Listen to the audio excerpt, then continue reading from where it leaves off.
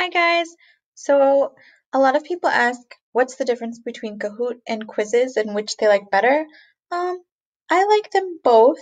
So Quizizz is interesting because when you play in a classroom, a physical classroom, everybody can see the quiz on their own device and they go at their own pace. Versus Kahoot, you all play together. I have a lot of classes that like to be competitive, so Kahoot seems to work better for that. In terms of virtual learning or distance learning, um, now that Kahoot has the challenge feature, it's hard to say. However, I'll show you Quizizz. So once you find a Quizizz that you like, you can click on it.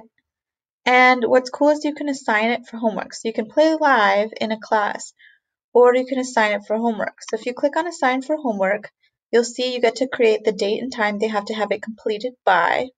And then what's cool is you can assign it to a particular class, which means you can link it to your Google Classroom, which most of us use. So you select, and then it says you have no classes. Create one now or connect Google Classroom to use this feature. So I just connected so you guys can see what it looks like. So all you do is go to classes, and once you click this, your Google Classes will pop up, and you can click which class you wanted to assign you want to assign it to.